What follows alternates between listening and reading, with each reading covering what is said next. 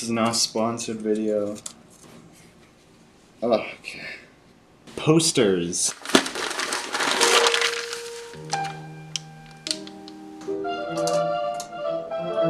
Let's back it up to the 1900s. Now, posters are nothing new to history at this time.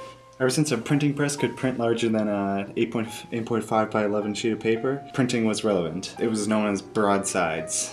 And it became even more relevant as soon as Charet's 3-stone lithographic printing process broke out and created this overwhelming amount of colored posters. Key points of growth for posters happened during the arts and crafts movement and the Art Nouveau movement, with the introduction of beautiful images to liven up businesses with color and style. As history kept on trucking to 1907, the art world was introduced to the absurd creative freedom of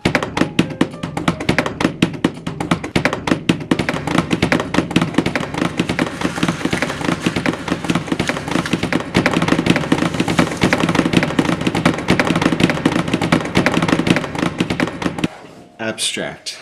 Since all pursuit of beauty, it wasn't thrown away, but it was just disregarded because of the popularity of the Cubist movement. That not all these posters have not all of these posters that we're talking about in this time frame are super beautiful, but they're also not all of them are not super Cubist-like or Futurism-like or Dada-like. Some of them do share some similarities with the Cubism movement, but I feel like the connection between this video and the last video is that these posters are abstract in their design. It disregarded beauty in its entirety. So what's happening here is they're creating posters that photos can't capture because war is dirty and it's gross, and these posters aren't emphasizing that. They're emphasizing on the glory of war, which cannot be captured with photographs.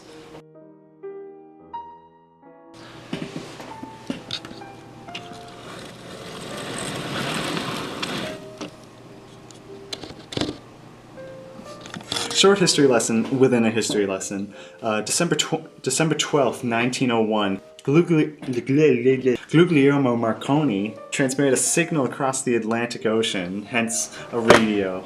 And for the next 20 years to 1920, the radio was exclusively used for land-to-ship communication and military use. It was not a public tool. Between 1901 and 1920, the main form of communicating with the public was through posters. Now, the poster in the Art Nouveau period was very symbolic and it was very pretty, but Lucien Bernhard, being the genius that he is, he changed the way that posters are to this day. And here's the secret. You take the product name and you put it next to an image of the product. So his first draft for this match company, it was a checker table, women in the background just dancing, just having a good time, a man smoking, but his friend looked at it and he was like, nah fam, that's not, just show me the matches and I'll know that it's a match poster. A lot of Alphonse Mucha's work, especially for some of his advertising, because look at this, it's beautiful, but does it really advertise anything, honestly? Do you know what you're buying? It's a promise made by a pretty picture. So you take the product name and you put it next to the image of the product.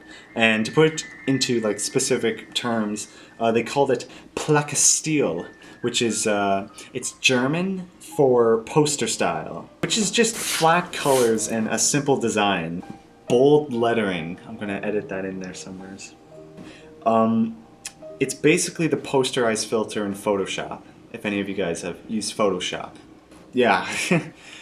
So this brings us to a very important takeaway from history and just posters in general.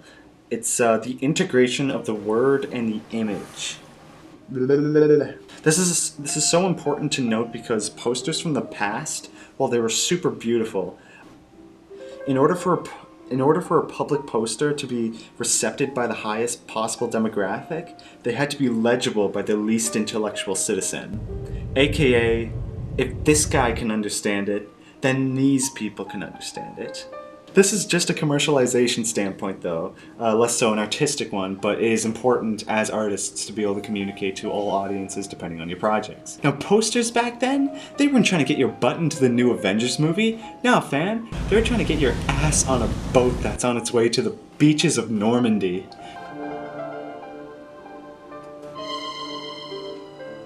Alright. That's the sound of the night. Wartime posters. Since it's already been stated, the radios aren't public. The only way to talk to the public is either through speeches or wartime posters. Now, the Allied and Central powers, they had like two different ways of communicating with their audience in terms of creating a nice solution for a poster. The Allied powers, the way they constructed their posters, it was more of a you go to war. We need you. You are the one we need. They emphasize the characteristics of individuality. The people who look at the poster, like Allied Forces posters, they have like an individual kind of experience. To make myself a little more clear, they focus on the word you, alright? If you look at these posters, the word you is like emphasized. It's like a different color, it's a different size. And the subject of the image, when we just talked about connecting the words and the image of a poster, it creates this call to action. The Central Powers posters, their characteristics, they had very graphic styles, very heavy, and they had very literal symbolism. So the way the Central Powers posters work, they use symbolism to represent like the state of the battle, okay? The experience that the person viewing this poster is supposed to have when looking at these posters. It's kind of like a more united experience with your country. For example, the dragon, it's propaganda that states that they are doing damage, like they're winning the war. They are winning the war.